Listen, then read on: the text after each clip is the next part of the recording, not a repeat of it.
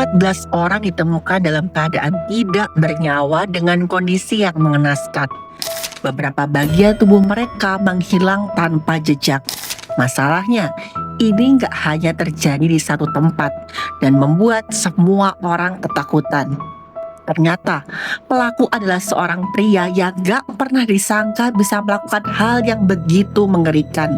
Ini adalah kisah Joachim Kroll, si pemakan manusia.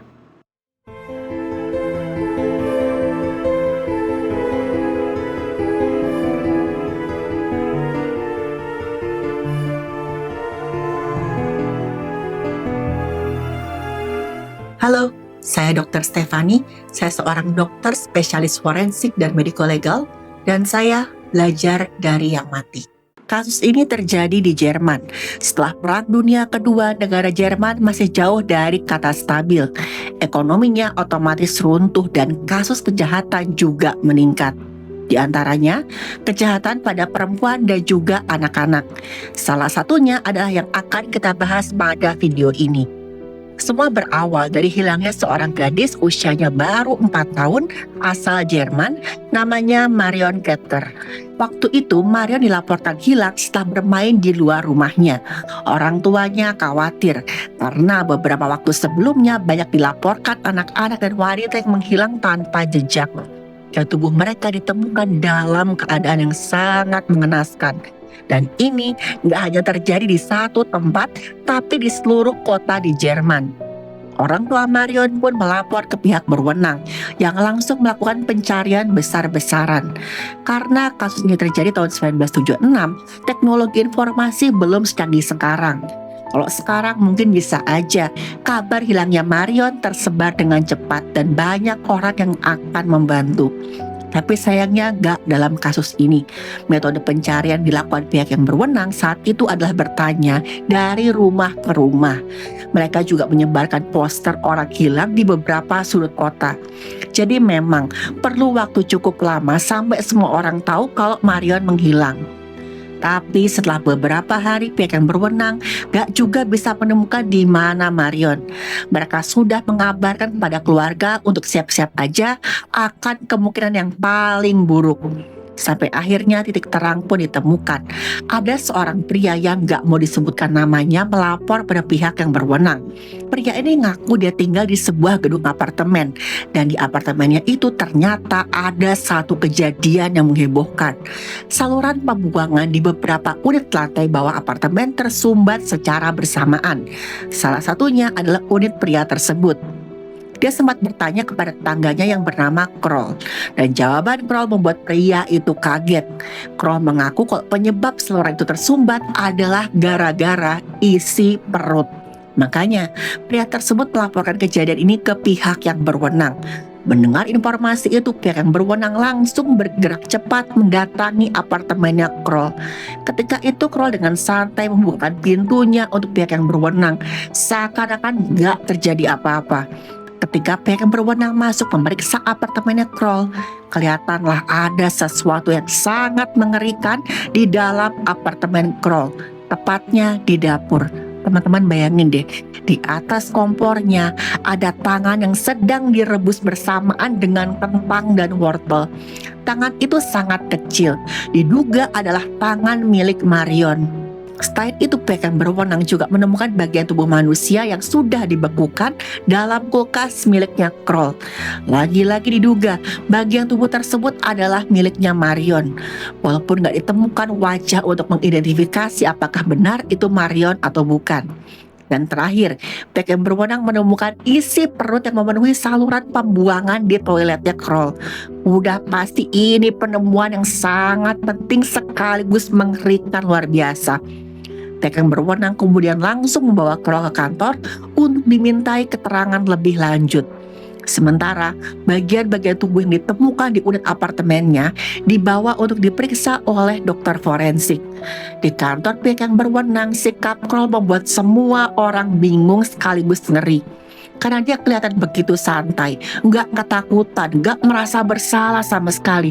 Seakan-akan dia gak melakukan sesuatu yang salah. Padahal udah jelas kan tadi, pihak yang berwenang menemukan tanda-tanda tindak kriminal di unit apartemennya Kroll. Bahkan nih, di depan pihak yang berwenang, Kroll langsung mengaku kalau memang dia sudah menghilangkan nyawa Mario dan juga 13 orang yang lain. Tapi apa yang sebenarnya membuat Kroll sampai tega melakukan hal seperti ini? Untuk tahu hal tersebut, kita harus mengetahui dulu latar belakangnya Kroll. Sebelum masuk ke penjelasan, mari kita tarik nafas dalam-dalam, karena yang akan saya ceritakan ini sangat-sangat mengerikan. Kroll atau bernama lengkap Joachim Kroll lahir di Jerman tahun 1933. Dia adalah anak ke-6 dari 9 bersaudara. Kroll bisa dibilang berbeda dari saudara-saudaranya. Dia dianggap sebagai anak yang paling lemah karena tubuhnya paling kurus, paling kecil, dan paling sering terkena penyakit. Makanya nih, gak ada yang sangka kok dia bisa melakukan hal yang begitu mengerikan. Selain itu nih teman-teman, secara akademik Kroll juga ketinggalan. Dia hanya sekolah sampai kelas 3 sekolah dasar karena IQ-nya yang rendah. Menurut catatan nih, IQ Kroll tuh hanya 76 dan dianggap gak layak untuk melanjutkan sekolah pada saat itu. Walaupun demikian, ibunya Kroll sangat sayang sama anaknya. Satu-satunya yang membuat Kroll semangat adalah sang ibu. Karena memang ibunya adalah satu-satunya orang tua yang masih ada. Ayahnya sudah lama menjadi tawanan perang. Semenjak ayahnya ditawan, ibunya harus merawat 9 orang anak sekaligus. Dan itu dia lakukan sendirian. Tapi pada tahun 1955, ketika usianya Kroll masih 22 tahun, ibunya pun meninggal karena sakit. Dan dari pengakuannya Kroll, dia menjadi sangat stres. Dia sempat mencoba untuk mencari pelampiasan dengan cara apapun. Ya mungkin bagi sebagian orang mereka akan mengatasi stres dengan cara yang positif. Tapi Kroll ini berbeda, dia malah melakukan sesuatu yang sangat di luar dugaan. Kroll mengaku dia mendapatkan semacam kesenangan, kepuasan setelah menghilangkan nyawa seorang wanita bernama Irmgard. Waktu itu, Kroll menemukan Irmgard sedang berada di sebuah gudang kosong. Irmgard ini memasukkan hasil panennya ke dalam gudang tersebut. Tapi dia gak nyangka kok hari itu adalah hari sialnya. Diam-diam, Kroll dekati Irmgard, kemudian dihujamkan sajam ke perutnya Irmgard. Seketika, Irmgard kehilangan nyawanya akibat kehilangan cairan tubuh dalam jumlah yang banyak. Teman-teman, saya pernah menjelaskan bahaya luka sajam pada bagian perut. Tapi buat teman-teman yang belum tahu, saya akan jelaskan secara singkat. Luka sajam di bagian perut itu sangat berbahaya karena bisa mengenai banyak organ vital seperti usus, lambung, hati, atau limpa, serta pembuluh besar yang dapat menyebabkan kebocoran cairan tubuh yang sangat parah dalam waktu singkat. Selain itu, kebocoran isi usus dapat memicu infeksi berat di rongga perut namanya peritonitis. Ini akan berkembang cepat dan mengancam nyawa. Kerusakan organ ini tidak selalu kelihatan dari luar, sehingga luka kecil pun bisa menimbulkan dampak yang fatal.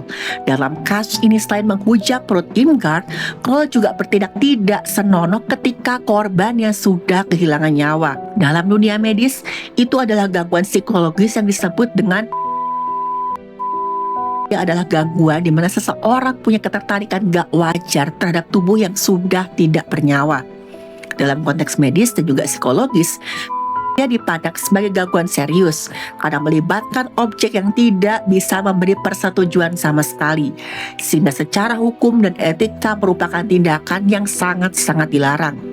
Kondisi ini sering berkaitan dengan masalah psikologis yang mendalam, seperti kebutuhan ekstrim akan kendali, kesulitan menjalin hubungan dengan orang hidup, atau gangguan kepribadian tertentu. Nah, kejam banget kan teman-teman apa yang sudah dilakukan sama Kroll. Tapi kengeriannya ternyata nggak sampai di situ aja. Setelah puas melampiaskan hasratnya, Kroll mengeluarkan isi perutnya Irmgard, membiarkan tergeletak gitu aja di lantai. Kroll kemudian kabur sebelum pihak berwenang menemukan tubuh gak bernyawanya Irmgard. Untuk menghindari kecurigaan, Kroll sampai pindah ke kota lain dan memulai hidup baru.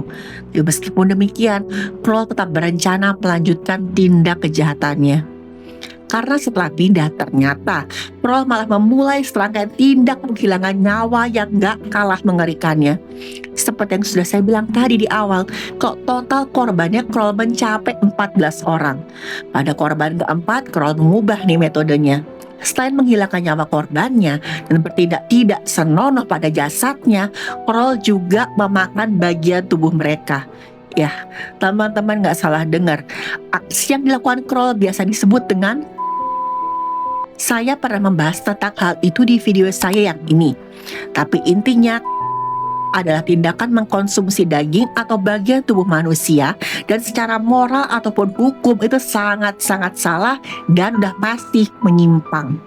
Dalam kasus ini Kroll mengaku kok dia tuh awalnya hanya coba-coba, tapi setelah merasakan dagingnya, Kroll jadi ketagihan. Setelah korban ketiga, Kroll pasti selalu memakan salah satu bagian tubuh korbannya. Biasanya nih katanya, Kroll akan mengincar bagian paha dan juga bokong yang katanya sangat empuk. Dan teman-teman, saya sangat mengecam keras tindakannya Kroll karena nggak bermoral dan hanya menimbulkan kesengsaraan bagi korban dan juga keluarganya. Tapi masalahnya, Kroll selalu bisa menghindari kecurigaan pihak yang berwenang. Mungkin karena waktu itu teknologi belum secanggih sekarang, jadi penyelidikan belum terlalu maksimal. Selain itu, seperti yang saya bilang di awal, negara Jerman setelah Perang Dunia Kedua belum benar-benar pulih. Jadi banyak kasus kejahatan dan pihak yang berwenang harus membagi fokus ke banyak kasus. Tapi lagi-lagi, nggak ada kejahatan yang sempurna. Aksi Kroll akhirnya terungkap setelah korban yang ke-14 alias Marion. Kroll mengaku waktu itu dia nggak sengaja melihat Marion sedang main di halaman rumahnya. Karena kondisi lingkungan saat itu katanya sangat sepi, jadi Kroll bisa dengan mudah mengambil Marion secara paksa tanpa ada yang curiga. Kroll kemudian membawa Marion ke unit apartemennya dan langsung menghilangkan nyawa gadis kecil yang malang itu. Tapi ada satu hal berbeda yang dilakukan Kroll kali ini. Alih-alih membuang, dia malah menyimpan tubuh Marion seutuhnya. Dia pisah-pisahkan tubuh Marion dan ada sebagian yang dia taruh di kulkas. Sementara tangannya dimasak jadi sup. Dan terakhir yang membuat aksinya terbongkar adalah dia membuang isi rongga perutnya Marion ke toilet. Sampai ada tetangga yang bertanya sama Kroll. Yang dijawab oleh Kroll, "Oh iya, saluran pembuangan saya tuh mampet karena isi perut." Singkat cerita, akhirnya Kroll berhasil diringkus dan aksi kejahatannya pun berhenti. Ketika sedang diinterogasi, Kroll kelihatan nih sangat bangga akan apa yang sudah dia perbuat. Dia bahkan menceritakan secara detail dan sangat menjijikkan apa yang sudah dilakukan pada korban-korbannya. Selain itu, ketika melakukan olah TKP, pihak yang berwenang juga menemukan ada alat pemuas hasrat di unit apartemennya Kroll, menandakan kalau memang Kroll itu punya penyimpangan yang serius. Waktu ditanya, Kroll mengaku kalau hasratnya tuh akan tumbuh setelah menghabisi korban-korbannya. Makanya dia membutuhkan alat-alat pemuas hasrat tersebut. Kroll juga bilang alasan lain kenapa dia memakan daging-daging korbannya. Dan alasannya benar-benar membuat marah, jijik semua orang yang saat itu mendengar apa alasannya Kroll. Ternyata Kroll ingin menghemat biaya belanja bahan makanan. Bener-bener deh, saya gak habis pikir dengan apa yang dilakukan sama Kroll. Kroll pun secara resmi dinyatakan sebagai tersangka 14 kasus penghilangan nyawa dan juga 1 kasus percobaan penghilangan nyawa. Ya, belakangan diketahui kalau ada 1 korbannya Kroll yang selamat. Namanya juga Marion. Marion mengaku kalau saat itu dia menyaksikan sendiri kekejamannya Kroll. Marion ini punya pacar namanya Herman. Satu hari Herman sama Marion sedang bepergian menuju tempat mereka biasa pacaran. Mereka menggunakan sebuah mobil. Di tengah jalan tiba-tiba aja ada seorang pria yang melambaikan tangan seperti meminta pertolongan. Marion menjelaskan kalau saat itu pria tersebut membungkuk dan memegangi punggungnya. Karena Herman ini orang yang baik, dia pun berhenti dan berniat mau menolong pria itu. Tapi ternyata pria itu adalah Kroll. Kroll pura-pura minta bantuan. Dia pun membujamkan sajam ke perut Herman sampai korbannya itu kehilangan nyawa. Marion yang ketakutan langsung tancap gas. Setelah kejadian itu sebenarnya Marion sempat melapor ke pihak yang berwenang. Tapi masalahnya dia nggak mengingat dengan jelas wajah Kroll dan kasus itu pun terpaksa dihentikan. Sekarang semua udah jelas dan Marion menuntut keadilan bersama keluarga beberapa korban yang lain. Kroll pun dihukum setimpal dengan perbuatannya dan sampai akhir hidupnya Kroll tetap mendekam di bui. Kroll meninggal tahun 1991 karena serangan jantung. Teman-teman, yang namanya kejahatan sering banget tumbuh diam-diam di tempat yang gak kita duga. Sehingga penting supaya kita tetap waspada. Setiap orang membawa cerita hidup yang berbeda-beda. Dan luka masa lalu bisa berkembang menjadi sesuatu yang nggak terduga kalau nggak tertangani dengan baik. Nggak semua orang menampilkan sifat asli di permukaan. Karena itu jangan mudah menilai hanya dari apa yang kelihatan.